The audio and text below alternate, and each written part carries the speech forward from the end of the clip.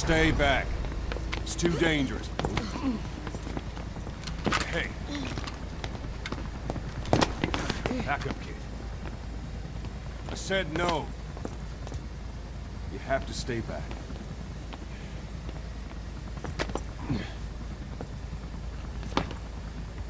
Some things can't be helped. Back to your quarters.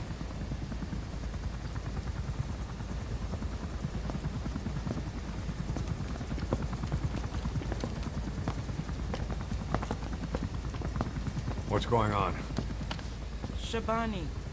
Mayaka 9 Kingo ya Shabani. It's down there. Hey, the tank at the bottom is filled with chlorine disinfectant. One whiff and you'll suffocate.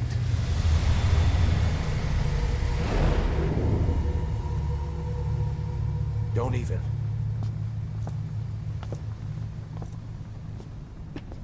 How could you let it fall down there anyway?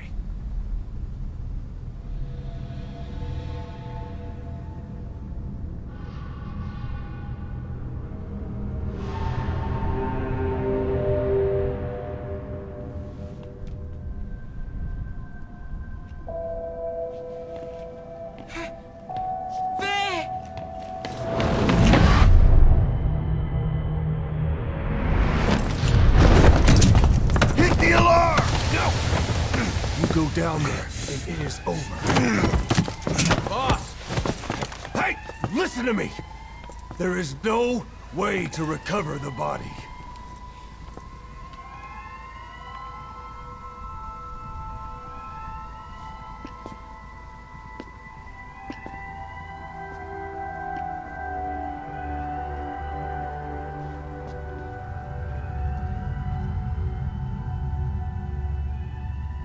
What kind of stunt was that? Trying to panic us?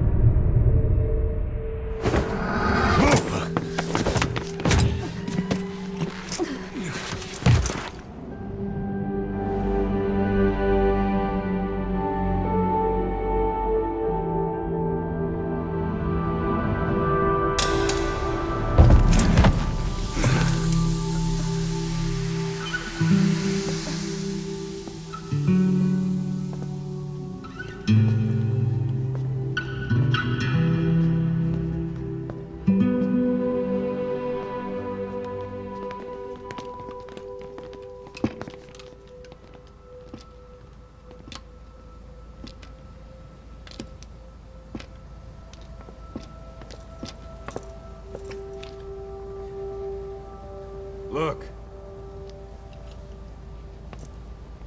Here.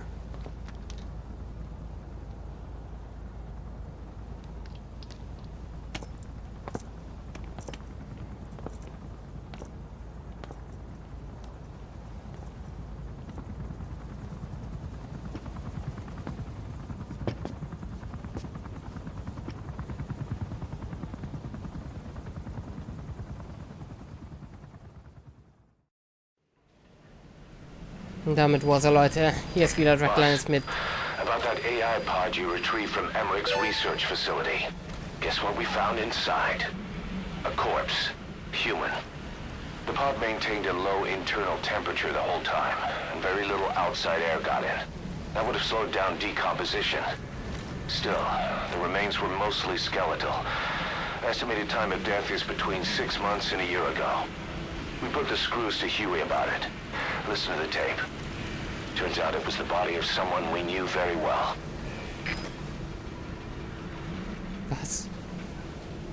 Hier ist wieder Dragliners mit Let's Play Metal Gear Solid 5 The Phantom Pain.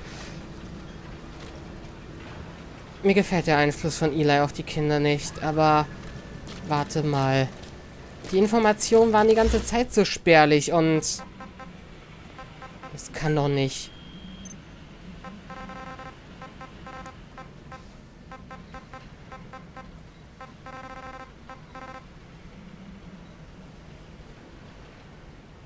Ich Ich habe eine schlimme Befürchtung, was das angeht.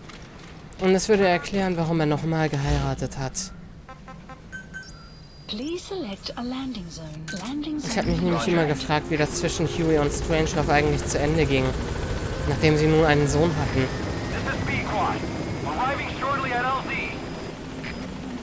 Aber ich dachte, sie hätte einfach irgendwo anders Karriere gemacht und würde Hell großziehen, aber... Wo ist der dann? Und es macht aber auch Sinn, dass sie die Säugetiereinheit nicht einfach so rausgeben sollte. Denn immerhin hat sie so eine emotionale Verbindung zu dir gehabt.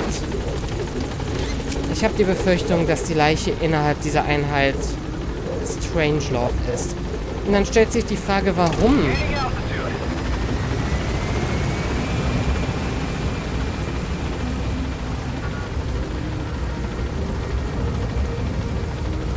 Es wurde über ihre Karriere gesprochen und dass sie irgendwann einfach nicht mehr aufzuspüren gewesen sei.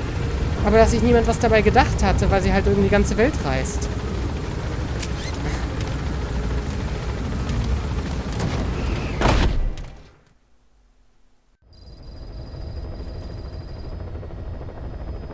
Caution, rain approaching.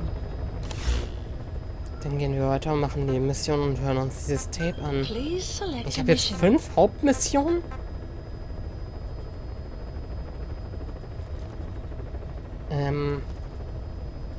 Okay, dann. Karawane der Verräter? Das sind alles Repeat-Missionen. Alle mit diesen Klammern. Spuren der Phantome? Spuren der Phantome.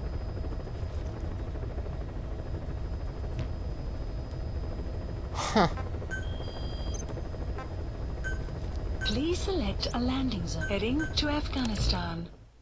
Genau, da wollte ich ja eigentlich im letzten Part noch hin, als ich dann von der Cutscene unterbrochen wurde. Und ich habe mich entschieden, ein Event pro Part, deswegen habe ich bei der Cutscene einfach mal spontan den Part aufgesplittet. Naja, und hier sind wir jetzt, ne?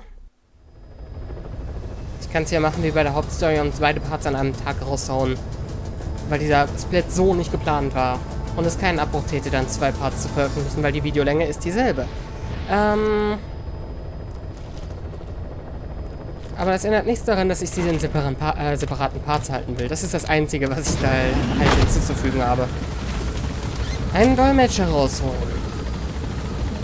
Zweite Betäubungsmunition schon abgestimmt, also das sollte nicht das Problem sein. Lass uns...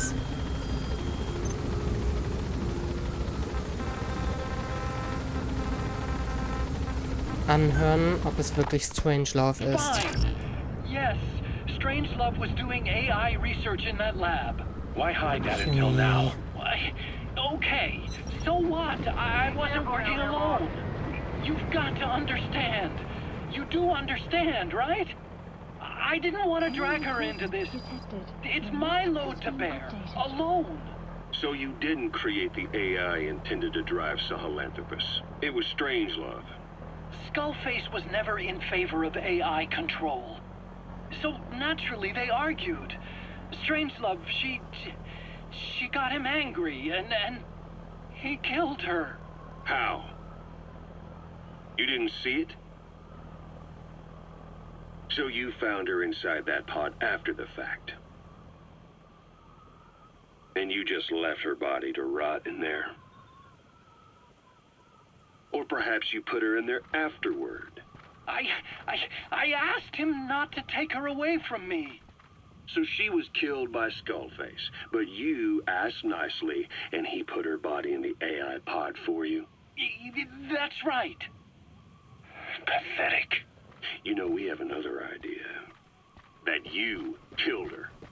Me? I couldn't kill her. You killed her and locked her body in the pod. I wouldn't. Don't treat me like one of you. I can't just kill anyone whenever I feel like it. I'm a normal human being. Oh, I see. So you just shut her inside and waited for her to die. I would never do that. What, you mean she killed herself? Yes. She climbed inside that pod and shut the door. It can't be opened from the outside. It was suicide. Suicide, I said. She killed herself. She got in when I wasn't looking and suffocated. She'd often try to do things like that. By the time I realized and opened the door, she wasn't breathing. I got scared and shut the pod again. I couldn't bring myself to open it back up. That's right. Me? Kill her? What is wrong with you?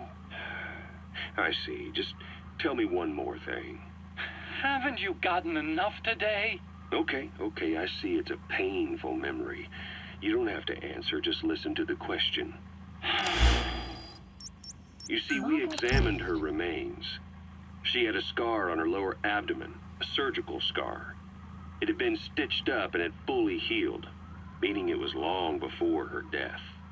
She had a child, didn't she? Your child. Where's the kid? How should I know? So there is a child. I've never seen his face. What do you take us for? They took it all. Even my child. I didn't even know he'd been born. I lost everything. How old would he be? It's 4 years since then. And you know it's a boy. Strangelove said so. And his name? We called him Hal, even though I never saw his face.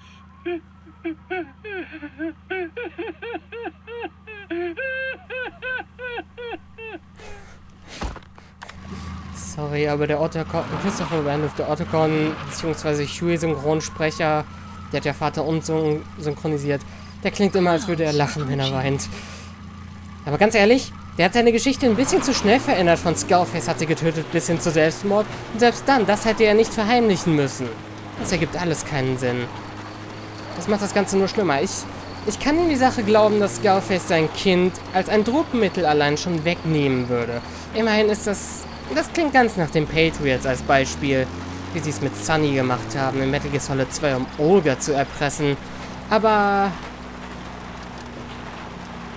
die Sache mit Strangeloves Tod ist noch nicht geklärt.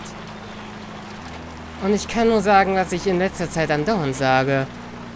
Huey.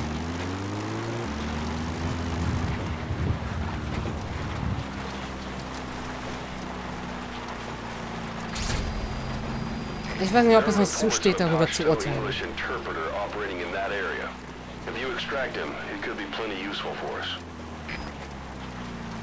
Ich bin mir nicht sicher, ob es uns zusteht, darüber zu urteilen. Aber Dr. Strangelove war seinerzeit ein Mitglied unserer Motherbase von MSF. Also vielleicht... Huey... hält sich nicht sonderlich gut gedeckt. Das ist die einzige Sache, die ich gerade sagen kann. Und ich will ihm ja alles gerne verzeihen, aber der Typ ist einfach eine falsche Schlange. Das ist mehr als offensichtlich inzwischen. Jeder, der mich verurteilt hat dafür, dass ich so schnell über ihn urteile, muss allmählich langsam zu einer Einsicht kommen, dass der Typ wenigstens nicht unbedingt sehr vertrauenswürdig ist. Wenn gleich nicht unbedingt schuldig. Ich meine, der Verrat der Motherbase ist eine Sache. Oh. Ich habe meinen Gefangenen gefunden. Warte mal, aber ich suche noch einen Dolmetscher. Das ist ein bisschen was anderes. Also auf jeden Fall, das passt alles nicht ganz zusammen. Analysis complete. Analysis complete. Help me!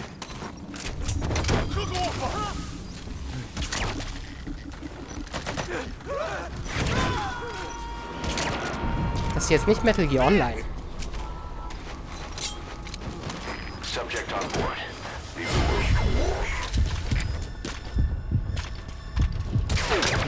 Host captured. You have arrived at your destination. Side op. Die Zukunft sieht sowieso nicht gut für Huey aus. Extraction arrived at Mother Base. Die Geschichte sieht so aus, er wird nochmal heiraten. Unit Sein Sohn function. Hal... Die Frau verführt seinen Sohn. Er wird mit ihr schlafen und Huey wird daraufhin Selbstmord begehen. Analysis complete. Er wird noch ein zweites Kind haben. Emma. Eine Tochter. Logischerweise.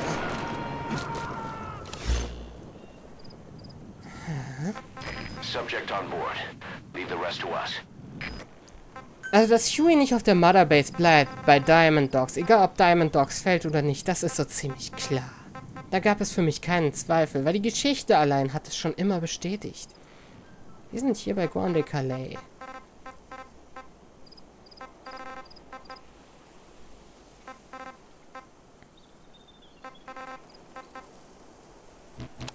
Ich habe keine Mission hier in der Nähe, die ich noch nicht gemacht habe. Please select support helicopter requested. Nebenbei fand ich es lustig, wo der Helikopter mich abgesetzt hat. Das war so eine abgelegene Gegend, so hoch von allem. Egal. Also, Huey, das Ganze ist noch nicht vorbei.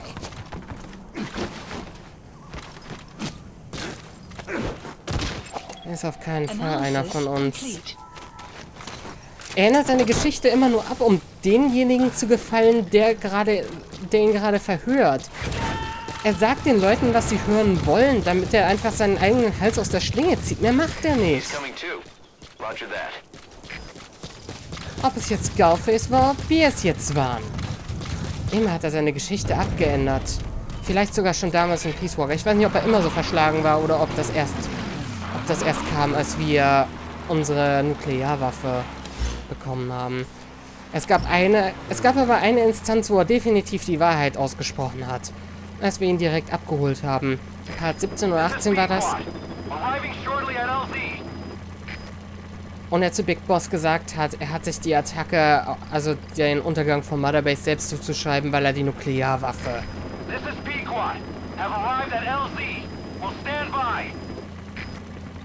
am Sieg angebracht hat. Das war wahrscheinlich... Er hat Big Boss richtig beschuldigt. Und wo er da nicht falsch liegt, so hat es doch einiges klar gemacht, dass das vielleicht das einzige Mal war, dass er seine wahren Gedanken ausgesprochen hat. Und ich bin mir sicher, er wird irgendwann darin zurückfallen. Man kann sich nicht ewig belügen. Oder andere. Und das wird er lernen müssen. Das wird er lernen müssen. Und ich bin mir ziemlich sicher, dieses Spiel wird es sich zum Thema machen, ihm das beizubringen. So what were they doing in Nzoya Badia Balloon? That facility with all the people laid out in rows. The abandoned factory Shabani was held in. It is precisely as you guessed. Black Anna was coding languages into the vocal cord parasites. They infected the subjects with the parasites, then made an incision in the throat to expose the vocal cords. That allowed them to play recordings of a desired language directly to the parasites. And the parasites learned the languages that way. That's some teaching method. I just don't get how a bunch of bugs had the brain power for it. They don't. Do not judge them by human standards. They do not learn as a function of intellect. Then how do they do it? What language the parasites react to is coded into their genes. You could expose the Japanese strain to English for years, and it would never learn the language and react to it. The pronunciation, rhythm, and structure are different. But what about, say, Spanish and Portuguese? Linguistically, the two are very close. Yeah, they're both Ibero-Romance languages. Even so, a Spanish language mating pair exposed to Portuguese will not copulate. Only when they hear Spanish. Only then. And the majority of their offspring will be the same. So it's a literal case of a mother tongue. But if that's so, I don't see how the different strains can be created in the first place. Well, among the many thousands of offspring, there may be just a few that react to Portuguese. You're talking about mutations. Correct. Playing the tapes helps to identify the mutant strains. Those specimens are then isolated and bred with one another. From their children, specimens that react more strongly to Portuguese can again be selected and bred. Repeating this process creates a strain that reacts solely to Portuguese and never to Spanish. Mutation and selection. No different to breeding roses. So you kept increasing the change over the generations, adapting them to languages from all over the world. Must have taken a hell of a lot of patience. More like patience. Just how many died for this? There's something I still don't get. In order to tell which larvae will react to Portuguese, you'd have to let them develop and then see which copulate. That means you'd need tens of thousands of guinea pigs. There's no way you could do that in a facility that small. For normal selective breeding methods, you would be right. But there is a more effective selection method when training the vocal cord parasites. Go on. It is not only when mating that the parasites listen for language.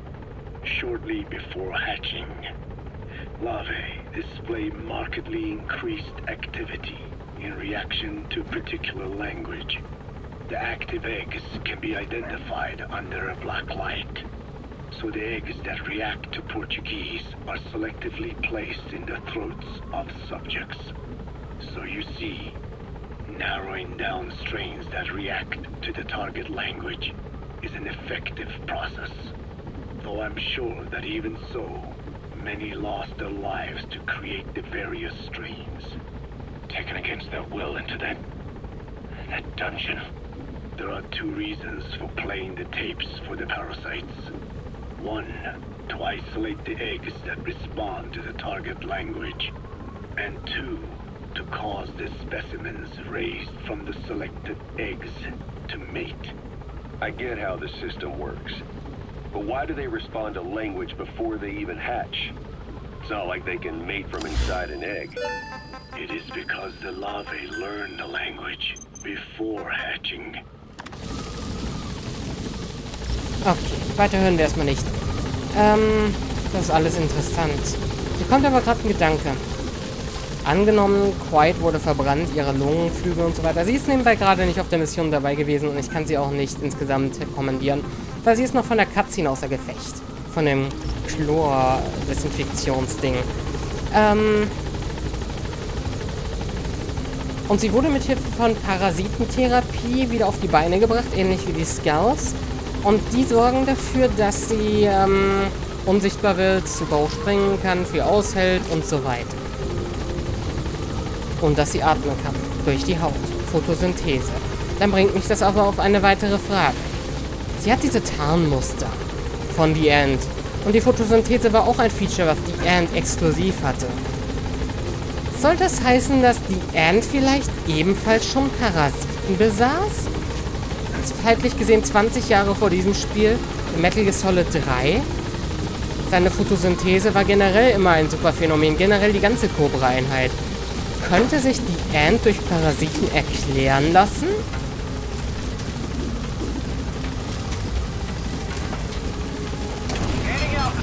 Weil Quiet hat definitiv dieselbe Fähigkeit.